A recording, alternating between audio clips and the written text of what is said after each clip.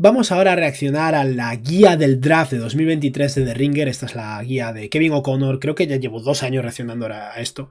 En general, Kevin O'Connor es una persona que me gusta mucho como analista de draft. Todos sabemos que hubo un año en el que tenía a Killian Hayes de 1 y fue un grave error, desde luego. Pero bueno, es una persona que me gusta mucho dentro de todo el ecosistema de The Ringer, y su guía la verdad es que siempre es muy completa. Y la idea es eso, repasar toda la guía que tiene, como mínimo primeros 30 picks, no sé si llega hasta los 60, y os iré dando un poco mi impresión en base a mis conocimientos, que son inferiores a los de Kevin O'Connor, os lo aseguro, para ver eso, qué es lo que él opina y si estoy de acuerdo o no. Y bueno, tenemos aquí una foto de Wembanyama. Todos sabemos quién va a ser el jugador número 1, ¿no?, de esta guía, pero sí. El jugador número 1 es Victor Wembanyama, que lo compara básicamente con rasgos de un Kareem Abdul-Jabbar de generación Z, y tiene sentido, no porque vaya a ser Kareem Abdul-Jabbar, eso es pedir mucho, pero porque a nivel comparativo no hay tantos jugadores con ese tamaño y esa movilidad, ¿no? Y como prospecto, Victor Wembanyama es espectacular. La gente ya está un poco frustrada con todo el hype que ha generado, parece que se le está dando demasiado bombo, y es posible, pero tiene un talento enorme, y si se mantiene sano puede realmente llegar a ser un jugador espectacular. A día de hoy es una garantía que va a ser el número 1 del draft, y bueno, no hay mucho más que decir sobre él, y ya tengo ganas de verlo en la liga y ver realmente cómo produce. Necesita madurar físicamente, necesita ganar peso, hay cosas que tiene que mejorar, pero ese tamaño, esa movilidad, ese potencial de tiro, aunque a día de hoy no es tan buen tirador como puede parecer por los highlights, todo eso hace que sí, pueda ser un jugador muy interesante. El 2 también lo tenemos muy claro, pero confirmamos que es Scoot Henderson de... Vale, ahí está. Scoot Henderson, el jugador de G-League Ignite, un jugador que en la mayoría de drafts sería el 1 garantizado básicamente.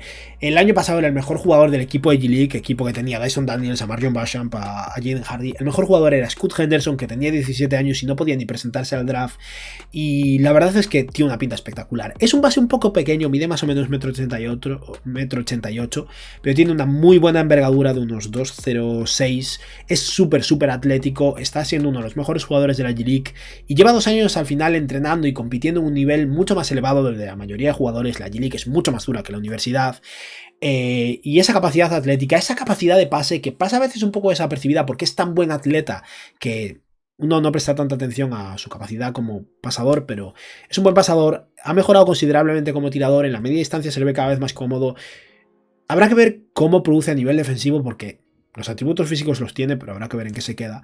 Pero sí, es un jugador espectacular, que es para mí claramente el segundo pick del draft. No me imagino ningún equipo no seleccionándolo a él con el segundo pick. Y bueno, lo compara con un Russell Westbrook eficiente y me parece una comparación bastante acertada. Vamos ahora con el número 3. Este tampoco me sorprende, ha derrocado, ¿no?, a Amen Thompson, que estará poco por debajo. Pero de número 3 en esta guía tiene a Brandon Miller, que ahora mismo se acaba de meter en unos problemas legales. No es que él vaya a ir a juicio ni nada así, pero parece ser que hubo un asesinato en Alabama en el que estaba involucrado un compañero de equipo suyo. Él no fue el asesino, el asesino fue, bueno, un amigo del compañero de equipo, pero al parecer Brandon Miller fue la persona que le dio la pistola a su compañero de equipo para que se la diera al otro. Americanos. Sea como sea, eso. Como jugador es espectacular. Su producción en la universidad está siendo increíble. Al principio se lo comparaba un poco con Jabari Smith, pero no es el defensor que es Jabari Smith, pero sí que es el tirador y un jugador con un tamaño similar, un poco más bajo. Pero a nivel productivo está siendo mucho mejor. Está pasando de ser un jugador que al principio de la temporada no era nada eficiente en el interior y solo tiraba bien de 3 a alguien que está anotando a todos los niveles, con ese tamaño, esa capacidad de anotación incluso interior, esa capacidad atlética. Habrá que ver cómo mejora como defensor, pero las comparaciones de hecho son eso. Desde Paul George a Trey Murphy tiene mucho sentido. Trey Murphy es un 3&D muy atlético, con muy buen tamaño, y puede que Brandon Miller se desarrolle de esa manera. No sé si llegará a ser el defensor que es Trey Murphy, pero creo que también es más productivo a nivel ofensivo. Pero hay un mundo en el que puede llegar a ser un jugador estilo Paul George. Físicamente hay bastantes similitudes y el tiro parece muy real. El tema legal, bueno, él digamos que no está en problemas, pero no me hace ser muy optimista con su madurez, ¿no?, el hecho de que esté por ahí repartiendo pistolas, pero bueno. Número 4, el que lleva mucho tiempo siendo el número 3, ha caído un poco, y es Amen Thompson de Overtime Elite, y entiendo que haya caído, porque al final hay menos garantías en torno a él. Estamos hablando de un jugador que físicamente es increíble, el mejor atleta de este draft y el mejor atleta de varios drafts probablemente. Muy buen tamaño con esa posición, para esa posición de entre base y alero, mide 2 metros 1. Tiene capacidad de pase, tiene capacidad atlética, tiene potencial defensivo, aunque de momento no defienda demasiado. Su tiro es malo, muy malo, y ese es el mayor problema. Y aún por encima juega en Overtime Elite, donde el nivel de competición es muy inferior porque está jugando con niños. Y eso hace que sea más difícil fiarse de él, ¿no? Pero de entrada, creo que es un jugador que tiene muchísimas posibilidades de ser muy productivo. Y bueno, lo compara con Ja Morant, con Zion Williamson más delgado. Sí, un jugador un poco estilo Ben Simmons, un jugador que muy probablemente no va a tener un buen tiro, pero tiene tantos atributos físicos que debería ser bueno. Pero entiendo que al final un jugador con la capacidad de tiro de Brandon Miller lo acabe superando. Vamos ahora al 5. Jarrett Walker, que ha escalado mucho y me sorprende verlo tan arriba, pero no tanto, porque de verdad que cada vez está jugando mejor. Jarrett Walker llegaba como uno de esos megaleros, un 4 muy muy fuerte, muy maduro físicamente, que puede jugar algo de 5, mide 2.03, una envergadura espectacular de 2.16, pero es que Jarrett Walker está yendo de menos a más de una manera increíble. Cuando hice mi medio mock draft de diciembre lo tenía de 10, ahora mismo lo tendría más arriba, no sé si de 5, pero sí entre el 5 y el 7. Es muy bueno en defensa, es un muy buen pasador para su posición, está mejorando mucho a nivel ofensivo y es un jugador que probablemente va a ser muy versátil para muchos equipos. Lo compara con Julius Randle, pero con ganas en defensa, y es verdad, Jarrett Walker es un jugador incansable, trabaja muy duro y eso lo va a llevar muy lejos. Y es eso, no ha parado de evolucionar a lo largo de esta temporada y eso hace que sea un jugador muy muy interesante. De sexto tiene a Keyonte George.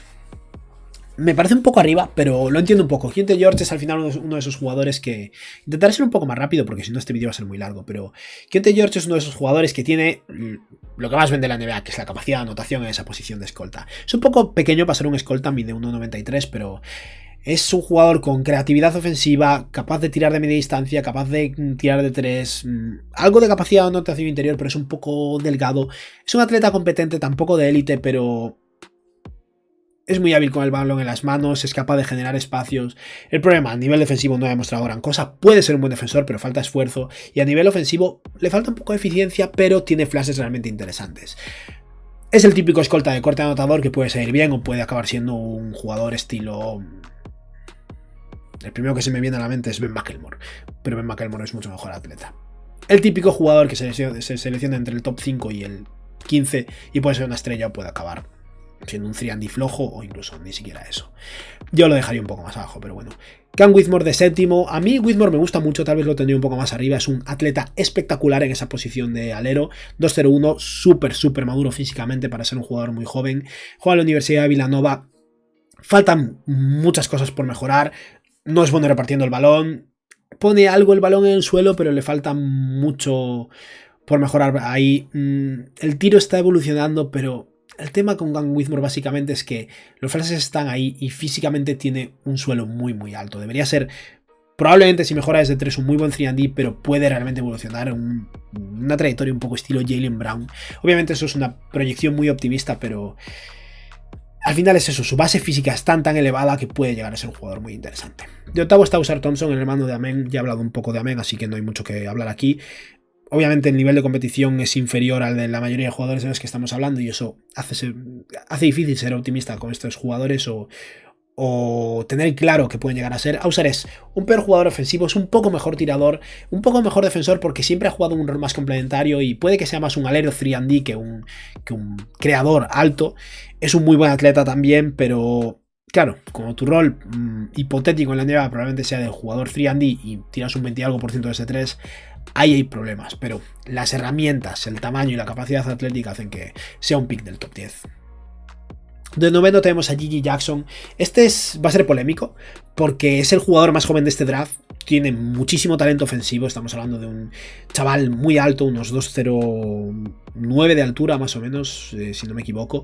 No, 2.06. Atlético, tampoco un atleta espectacular, pero atlético y sobre todo móvil y con capacidad de creación individual. Es capaz de poner el balón en el suelo para su tamaño. No se esfuerza en defensa. Tira mucho y a veces está más acertado que otras, pero es que juega un equipo muy malo donde todo gira en torno a él. Tiene la capacidad de crear sus propios tiros y probablemente un contexto donde haya más talento a su alrededor debería ser más eficiente. Puede ser un muy buen jugador ofensivo y tiene potencial defensivo también, pero es un niño, ha demostrado poca madurez. De hecho, hace poco hizo un Instagram Live en el que estuvo criticando a sus entrenadores y eso es una muy mala señal. Pero el jugador más joven del draft y con tanto talento ofensivo, tiene sentido que sea seleccionado tan arriba. Lo compara un poco con Marcus Morris y hay similitudes. Creo que puede llegar a ser un mucho mejor jugador ofensivo. En defensa habrá que ver, pero sí, J.J. Jackson es el típico prospecto que puede salir muy bien o muy mal. De décimo tenemos a Taylor Hendricks de UCF, que es un jugador que no se esperaba que fuera seleccionado tan arriba, pero tiene bastante sentido. Estamos hablando de al final un 3&D que ha demostrado mucho más de lo que se esperaba. Es un muy buen defensor, con muy buen tamaño, mide 2.06. Bueno, no se sabe su envergadura, pero al final es eso. Un jugador capaz de defender en el ala y de tirar de tres. Aquí se está buscando ya un jugador más secundario, ¿no? Pero ha demostrado un poco con el balón en las manos, es el jugador principal de su equipo al final. Creo que cuando llegue a la NBA probablemente su rol se reducirá un poco, pero bueno, lo compara con Jabari Parker y con Jeff Green. Jabari Parker tal vez sea demasiada habilidad ofensiva, pero Jeff Green, siendo muy optimista, tal vez un estilo Jaden McDaniels puede llegar a ser algo en esa línea, pero eso. Tal vez evolucione mucho más a nivel ofensivo, pero de entrada yo creo que va a ser un 3&D. Para mí tal vez esté un poco arriba aquí, pero depende un poco del equipo que esté seleccionado en torno a este rango, obviamente. Jet Howard es un 3&D, probablemente. Un jugador muy interesante a nivel ofensivo, capacidad de tiro, muy buen tamaño, algo de capacidad de pase y de creación. En defensa no es un buen atleta y no defiende mucho. Es el hijo de Juwan Howard, que es el entrenador precisamente de su equipo en Michigan. Y es eso. A nivel ofensivo tengo pocas dudas, pero habrá que ver si es un jugador estilo Doc McDermott o un jugador que realmente sea capaz de producir en otros aspectos. El tiro y el tamaño lo tiene, pero si no defiende, va a ser un jugador de ala bastante vulnerable. Número 12, Maxwell Lewis de Pepperdine. Este es 100% un 3&D. Es verdad que en Pepperdine tiene un rol superior, ¿no? Pero buen tamaño para ser un alero. Ha tirado bien de 3. Crea mucho a día de hoy en la universidad. No creo que lo vaya a hacer en la NBA. Probablemente le toque básicamente eso. Esperar en la esquina, meter sus triples y defender. Pero es un muy buen atleta y si realmente es capaz de trasladar esos atributos, probablemente tenga una carrera larga. De 13 tenemos a Anthony Black, que me parece que está un poco bajo, pero también hay cosas con las que se levantan dudas, ¿no?, en torno a Anthony Black, porque es un jugador con muy buen tamaño, es un base alto, un base de 2 metros, muy buen pasador, muy buen defensor, buenos instintos. El problema es a nivel ofensivo.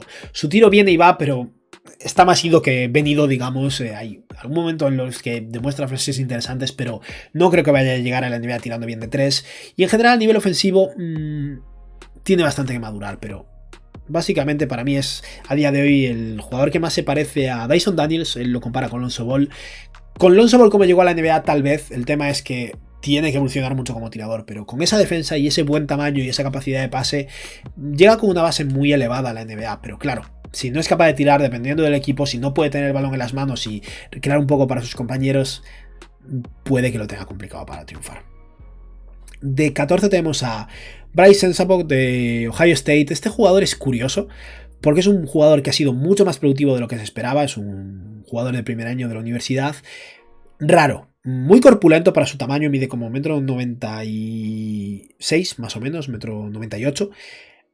Muy pesado, malo en defensa, es fuerte pero no defiende nada bien, pero ha demostrado muchísima capacidad de anotación, sobre todo a la media distancia, se crea sus propios tiros a un nivel muy alto. El problema es que claro, cuando no es un buen defensor, si no confías en que vaya a ser una estrella, un jugador de muy alto calibre ofensivo en la NBA, puede que sea el típico jugador que arrase en G-League pero en la NBA no consiga encontrar su hueco. Pero claro, tan joven y con tanta capacidad ofensiva es comprensible apostar en un jugador así. El problema es eso, si no me muestra más en defensa, a mí me levanta dudas y tal vez yo lo tendría un poco más abajo. De 15, Grady Dick, el mejor tirador puro de este draft probablemente, un jugador estilo Kyle Korver. Más potente a nivel defensivo de lo que puede parecer, porque es el típico blanco de 2.03 que tira muy bien de 3 y el estereotipo hace que creamos que no va a ser bueno en defensa. Trabaja duro en defensa, es bastante inteligente a nivel posicional, aún así es un jugador al que se va a poder atacar, pero es un tirador espectacular, capaz de tirar en movimiento y capaz de anotar prácticamente en cualquier posición y va a ser eso, el típico triplista de élite probablemente. No me sorprendería que tenga una carrera en la que tire por encima del 40% de ese 3. Todo dependerá de cuánto consiga no ser un lastre total en defensa en la NBA. En la universidad es mejor de lo que parece, eso desde luego. De 16, Nick Smith, este está muy abajo y lo entiendo porque ha sufrido varias lesiones a lo largo de esta temporada y no ha tenido muy buenos momentos. Justo acaba de, hace un par de días, meter 26 puntos y por fin hemos visto un poco esa primera actuación grande. Pero Nick Smith es un poco un jugador del estilo de Keyonte George, un escolta ofensivo, un jugador estilo Jamal Murray, Tyler Hero, Bradley Beal, el típico escolta anotador básicamente. No es muy bueno en defensa de momento, no es un atleta espectacular, pero es competente, es muy delgado. Pero tiene mucha capacidad ofensiva. Habrá que ver hasta qué punto esa capacidad de crear en la media distancia y de tirar de 3 se traslada a la NBA. Puede ser un anotador de 20-25 puntos por partido, pero también puede no funcionar. Necesita un poco más de salud y consistencia. Su equipo es muy bueno, pero apenas ha jugado y a ver si ahora consigue darle un poco la vuelta a eso. Llegamos al 17, que es Cason Wallace, un jugador que a mí me gusta mucho, pero entiendo que haya caído un poco porque es un defensor muy bueno, pero es un defensor de 1,93 m, con lo que probablemente vaya a defender de base o escolta, y es un base, pero que no es bueno a nivel ofensivo. Ha mejorado mucho desde 3 y está siendo capaz de tirar de 3, pero a día de hoy lo que proyecta ser es un base 3&D, y no hay tantos equipos en los que ese jugador encaje del todo. Si midiera 3 centímetros más o 4 y pudiera jugar más en una posición entre 1 y 3 tendría más sentido, pero es un muy buen defensor, de hecho probablemente el mejor defensor en la posición de base escolta de este draft. Pero claro, si ese tiro de 3 no está entrando, su impacto se reduce tan drásticamente que puede ser complicado. Aún así creo que va a acabar siendo un pick de lotería. De 18 tenemos a Ryan Rupert, un jugador que apenas jugaba al principio de la temporada en la NBL, en la liga australiana, pero a día de hoy parece un alero muy interesante. De hecho es uno de los mejores aleros defensivos de este draft probablemente. Mide 1,98 m, tiene unos brazos larguísimos, una envergadura de 2,18 y a nivel defensivo es espectacular. El problema es hasta dónde llega a nivel ofensivo. A día de hoy es un proyecto. Si alguien lo draftea no me sorprendería incluso que se quede un año más en Australia, pero puede acabar siendo un defensor espectacular en la NBA y es comprensible que esté proyectado tan arriba. De 19 llegamos a Noah Clowney, que es un jugador que de hecho, si no me equivoco, acabo de ver en el mock draft de ESPN de 2024, lo tenía en la lotería, supongo que porque consideran que tal vez si se queda un año más pueda escalar, pero eso es un jugador joven que está demostrando mucho a nivel ofensivo. Lo comparan con Wendell Carter y también con Nash Reed, y yo creo que tiene posibilidades de eso, de, como dice aquí Kevin O'Connor, presentarse este año y ser un pick de primera ronda, pero tal vez no sea tan maduro todavía. Y bueno, hablando de falta de madurez, tenemos aquí a Kelly Ware, que es un jugador que me gusta, pero este año no está preparado. Es un pivot súper atlético, muy alto, mide unos 2,16, más o menos 2,13, que en teoría es capaz de tirar de 3, pero su tiro desapareció totalmente y ahora ha llegado a un punto en el que no juega, está jugando 15 minutos por partido para Oregón y eso siempre es una muy mala señal, pero claro, es un jugador joven que venía a ser considerado uno de los mejores jugadores de su generación, físicamente tiene muy buena pinta, pero cuando no estás produciendo y te están sentando, no sé si estará preparado para ir a la NBA. Tal vez si se queda un año más en Oregón pueda escalar, tiene todo de su parte para ser uno de los mejores prospectos de pivot, de corte, básicamente pivot de pick and roll y defensivo de la NBA, pero yo creo que es el típico jugador que si se presenta este año tal vez no consiga hacerse un hueco en la liga. Eso sí, el talento es más que evidente. Dariq Whitehead es un jugador que me sorprende ver tan abajo. Un poco el caso de es un caso similar al de Nick Smith. Mucho talento ofensivo y un jugador que también era considerado uno de los mejores prospectos de esta generación. De hecho puede que fuera el primero del instituto, era el jugador número 1 de Duke, digamos, pero llegó con una lesión, volvió poco, se volvió a lesionar, acaba de volver ahora y por fin está empezando a jugar más y es un escolta muy alto, o un alero, un jugador de 2,01 muy fuerte, pero no tan atlético. No es que sea un mal atleta en absoluto, pero no es una bestia como puede ser Cam Whitmore y eso puede perjudicarle un poco una vez sube el nivel de competición. Estamos empezando a verlo un poco en la universidad, pero también es verdad que ha sufrido tantas lesiones que no sabemos cuánto de lo que estamos viendo ahora mismo es el jugador real y cuánto es un jugador mermado físicamente. Está tirando bien de 3, pero no ha tirado bien 3 a lo largo de su carrera, por lo que no sabemos tampoco cómo de fiable es esto. Y hay muchas incógnitas en torno a Dariq Whitehead, pero de hecho hace poco en un podcast, no recuerdo de quién, lo siento por eso, pero hace poco escuchaba comparaciones entre Dariq Whitehead y AJ Griffin y tenía bastante sentido. No como jugadores, sino porque son dos jugadores que eran considerados de los mejores de su generación, que jugaban en Duke, que sufrieron muchas lesiones durante su única temporada en Duke y bajaron en el draft y podrían acabar saliendo bien. Y puede que Whitehead vaya por esa trayectoria. No me sorprendería que sea uno de los 10 mejores jugadores de su draft. Tiene mucho talento, fue muy productivo, era muy agresivo atacando el aro, el tiro de 3 está siendo mejor de lo esperado, pero necesita recuperarse físicamente y necesita demostrar un poco más a nivel defensivo probablemente. De 22, Chris Murray, este es muy sencillo, es el gemelo de Keegan Murray, juega en la misma universidad, básicamente ha heredado su rol, ¿no?, como jugador principal de ese equipo.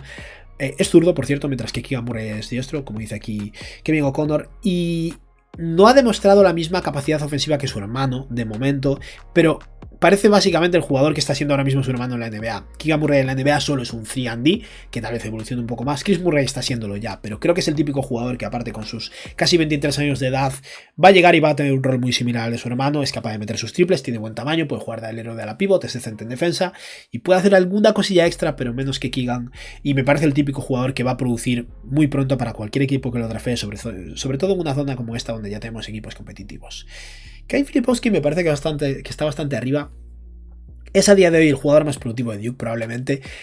Un jugador con talento ofensivo que está sufriendo mucho para finalizar cerca del aro. Se espera que tire bien de 3, pero no está tirando demasiado bien. Pero aún así consigue hacerlo funcionar. Está siendo un poco más competitivo en defensa de lo que se esperaba. A mí me recuerda un poco a Kelly Olynyk, el típico jugador que físicamente deja que desear para su rol, pero realmente tiene talento ofensivo y...